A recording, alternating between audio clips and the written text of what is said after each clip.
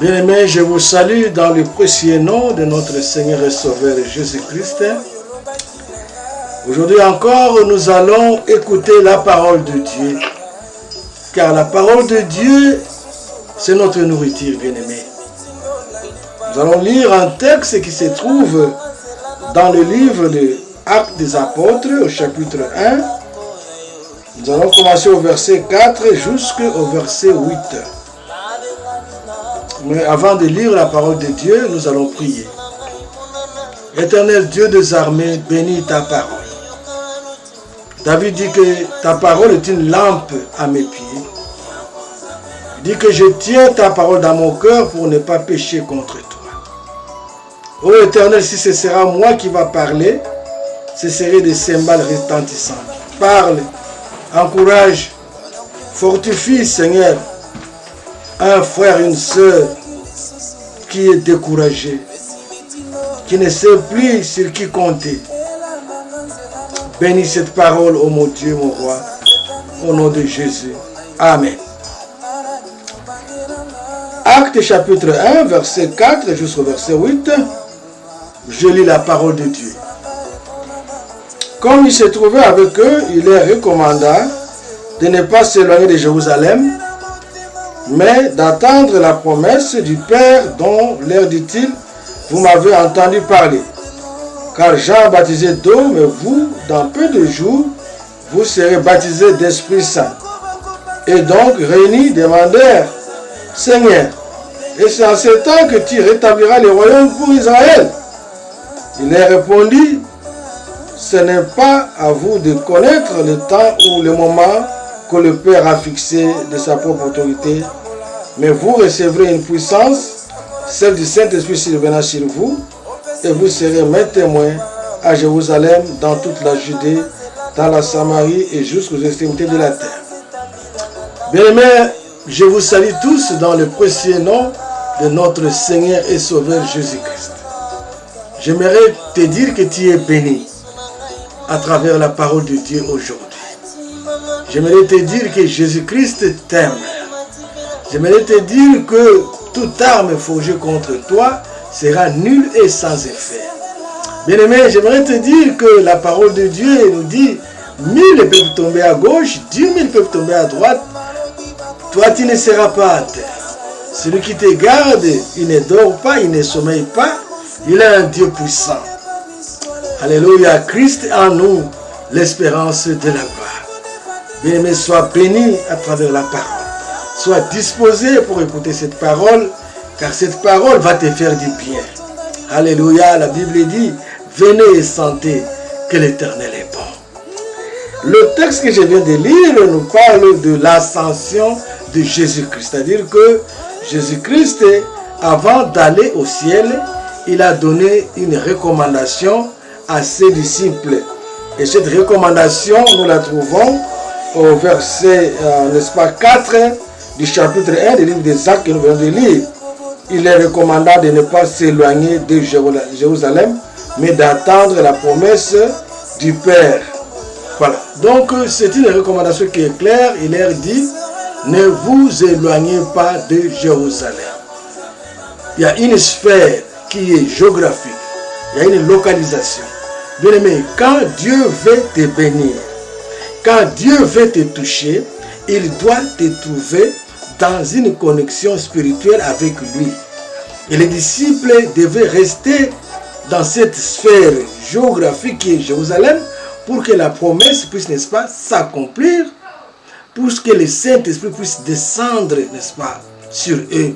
Et je me dis, ils avaient dit, bon, on n'obéit pas à cette recommandation, on n'obéit pas à cette parole, on peut aller n'importe où faire ce que nous voulons, ils n'auraient pas eu l'accomplissement de la promesse et le Saint-Esprit ne serait pas devenu.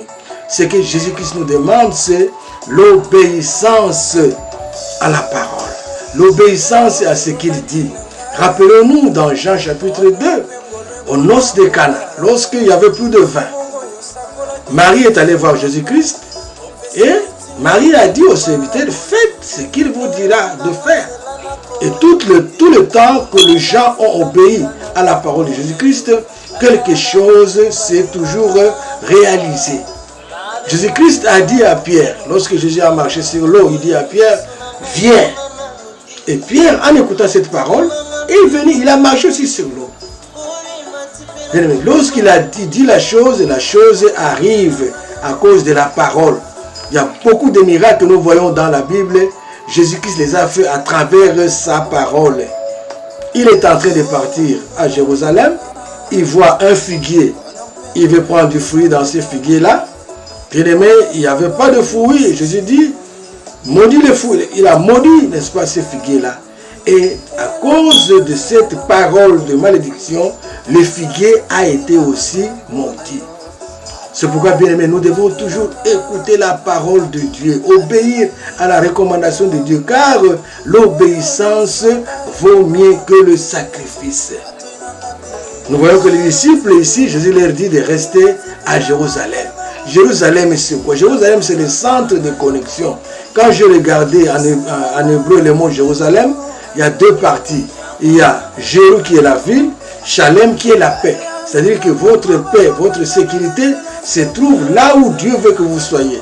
Bien-aimé, si tu te déplaces de cette sphère de connexion spirituelle où Dieu t'a placé, si tu te déplaces, tu ne restes pas là où Dieu veut te voir. C'est comme une caméra. C'est comme la lumière. Dieu veut te voir là où il veut que tu sois.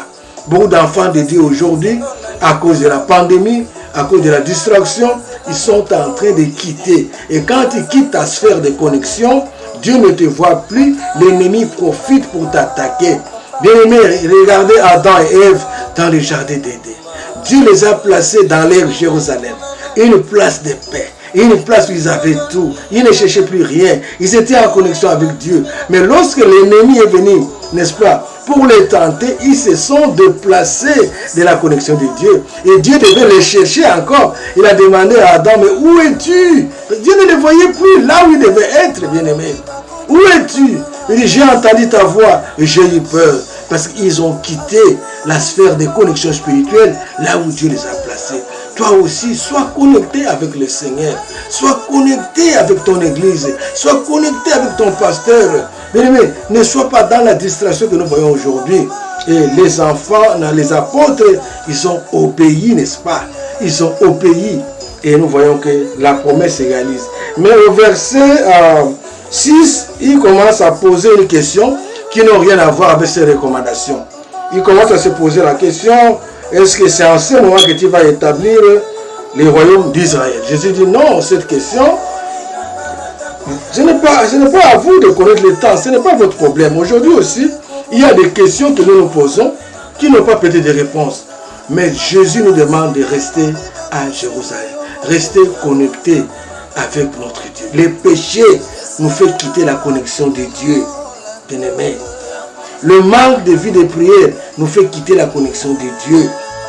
Mais de temps en temps, nous devons être dans cette connexion de Dieu. La connexion de Dieu, c'est l'assemblée là où Dieu t'a placé. Si tu es en train de quitter cette assemblée, il y a beaucoup d'enfants de Dieu qui disent, bon, les églises ne se réunissent plus, il n'y a personne pour nous suivre, ils ont abandonné, ils sont dans la distraction. Dieu aussi ne va pas vous voir, puisque la Bible dit que celui qui s'attache au Seigneur devient une même chair avec le Seigneur, il devient comme Dieu. Donc quand nous nous attachons à Dieu, nous devenons comme Dieu. Quand nous obéissons à Dieu, Dieu nous bénit. Quand nous n'obéissons pas, Dieu ne nous bénit pas, bien-aimés. Comme je l'ai dit ici, les apôtres pouvaient dire, bon, ça, on peut aller en Judée, on peut aller en Samarie, mais ils devaient rester là-bas jusqu'à ce que la promesse puisse s'accomplir. Je te demande, mon frère et ma soeur, où es-tu? Où es-tu comme Dieu a demandé à Adam? Où es-tu? Dieu veut te voir. Beaucoup d'entre nous, nous étions en train de servir Dieu. Nous étions des diacres, nous étions des anciens dans les églises, nous étions des choristes, nous étions, n'est-ce pas, des modérateurs. On faisait beaucoup de choses pour le Seigneur. La pandémie ne peut pas nous arrêter à faire ce que Dieu veut que nous puissions faire, bien-aimés. Dieu nous a donné, il nous a bénis avec les dons. Comment est-ce que tu utilises ces dons-là? Est-ce que tu utilises ces dons-là pour édifier l'église, bien-aimés? Et nous voyons ici, bien-aimés, qu'en restant connecté avec Jésus-Christ, en obéissant à la recommandation de Jésus-Christ, quelque chose arrive, le Saint-Esprit descend sur les apôtres, le Saint-Esprit se répand sur tout le monde et tout l'univers est béni à cause de l'obéissance. Mon frère et ma soeur, ne quitte pas Jérusalem. Bien, mais parfois nous disons, je suis en Amérique, j'ai tout. Je n'ai plus besoin de personne. Attention, tu as besoin de Dieu, j'ai besoin de Dieu. Sans Dieu, vous regardez un peu, bien-aimés. Nous avons fêté la nouvelle an 2020.